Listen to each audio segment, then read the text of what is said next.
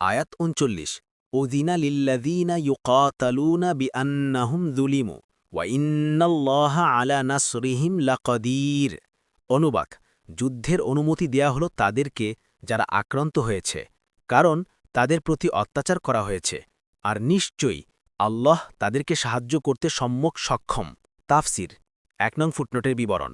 ইবনে আব্বাস বলেন, এ আয়াত মুহাম্মদ সাল্লাল্লাহু আলাইহি ওয়াসাল্লাম ও তার সাহাবীদের ব্যাপারে নাজিল হয়েছে, যখন তাদেরকে মক্কা থেকে বের করে দেয়া হয়। ইবনে কাফির। অধিকাংশ মনীষী বলেছেন, জিহাদের ব্যাপারে এটিই প্রথম নাজিলকৃত আয়াত। ইবনে আব্বাস থেকে বর্ণিত, যখন রাসূলুল্লাহ সাল্লাল্লাহু আলাইহি ওয়াসাল্লামকে মক্কা থেকে বের করে দেয়া হলো, তখন আবু বকর রাদিয়াল্লাহু আনহু বললেন, এরা অবশ্যই ধ্বংস হবে, তারা তাদের নবীকে বের করে দিয়েছে। ইন্না লিল্লাহি ওয়া ইন্না ইলাইহি রাজিউন। তখন এই আয়াত নাজিল হয়।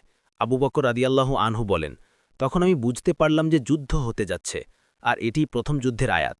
তিরমিজি ৩১৩১, মুসনাদে আহমাদ ১-২১৬। এর আগে মুসলিমদেরকে যুদ্ধ করতে নিষেধ করা হয়েছিল, তাদেরকে সবর করতে নির্দেশ দেয়া হচ্ছিল। মুয়াস্সার ২ নং ফুটনোটের বিবরণ। এদের উপর যে ধরনের অত্যাচার করে বের করে দেয়া হয় তা অনুমান করার জন্যে একটি ঘটনা থেকেই বোঝা যায়। সুহাইব রুমি রাদিয়াল্লাহু আনহু যখন হিজরত করতে থাকেন, তখন কুরাইশ বংশীয় কাফেররা তাকে বলে, তুমি এখানে এসেছিলে খালি হাতে, এখন অনেক ধনী হয়ে গেছ, যেতে চাইলে তুমি খালি হাতে যেতে পারো, নিজের ধনসম্পদ নিয়ে যেতে পারবে না। অথচ তিনি নিজে পরিশ্রম করেই এই ধনসম্পদ উপার্জন করেছিলেন, কারো দান তিনি খেতেন না। ফলে বেচারা হাত পা ঝেড়ে উঠে দাঁড়ান এবং সবকিছু ওই জালেনদের হাওয়ালা করে দিয়ে এমন অবস্থায় মদিনায় পৌঁছেন যে নিজের পরনের কাপড়গুলো ছাড়া তার কাছে আর কিছুই ছিল না। ইবনে হিব্বান ১৫/৫৫৭। মক্কা থেকে মদিনায় যারাই হিজরত করেন তার প্রায় সবাইকে এ ধরনের জুলুম ও নির্যাতনের শিকার হতে হয়।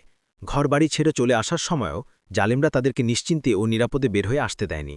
মোট কথা, মক্কায় মুসলিমদের উপর কাফেরদের নির্যাতন চরমসীমায় পৌঁছে গিয়েছিল। এমন কোনো দিন যেত না যে কোনো না কোনো মুসলিম তাদের নিষ্ঠুর হাতে আহত ও প্রহরিত হয়ে আসত না। মক্কায় অবস্থানের শেষ দিনগুলোতে মুসলিমদের সংখ্যাও যথেষ্ট বৃদ্ধি পেয়েছিল। তারা কাফেরদের জুলুম ও অত্যাচার দেখে তাদের মোকাবেলায় যুদ্ধ করার অনুমতি চাইতেন, কিন্তু রাসূলুল্লাহ সাল্লাল্লাহু আলাইহি ওয়াসাল্লাম জবাবে বলতেন, সবর করো, আমাকে এখনও যুদ্ধের অনুমতি দেয়া হয়নি। দীর্ঘ ১০ বছর পর্যন্ত এমনই তরি পরিস্থিতি অব্যাহত রইল। ৩ নং ফুটনোটের বিবরণ।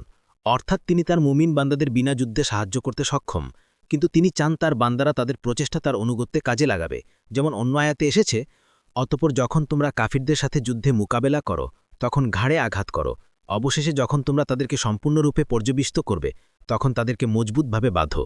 তারপর হয় অনুকম্পা নয় মুক্তিপণ, যতক্ষণ না যুদ্ধ এর ভার অস্ত্র নামিয়ে ফেলে। এরূপই আর আল্লাহ ইচ্ছে করলে তাদের থেকে প্রতিশোধ নিতে পারতেন, কিন্তু তিনি চান তোমাদের একজনকে অন্যকে দ্বারা পরীক্ষা করতে, আর যারা আল্লাহর পথে নিহত হয় তিনি কখনও তাদের আমলসমূহ বিনষ্ট হতে দেন না। অচিরে তিনি তাদেরকে পথ নির্দেশ করবেন এবং তাদের অবস্থা ভালো করে দিবেন, আর তিনি তাদেরকে প্রবেশ করবেন জান্নাতে, যার পরিচয় তিনি তাদেরকে জানিয়ে দিয়েছিলেন। সূরা মুহাম্মদ ৪-৬।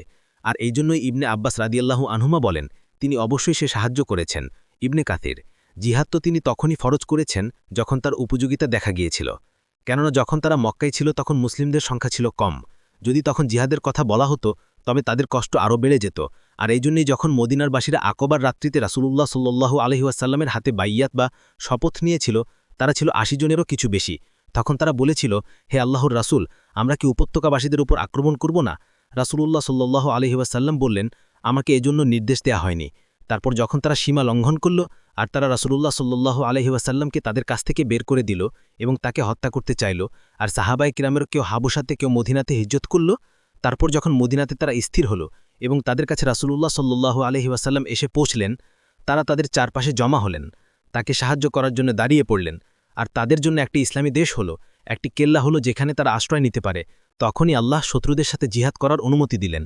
ইবনে কাথির।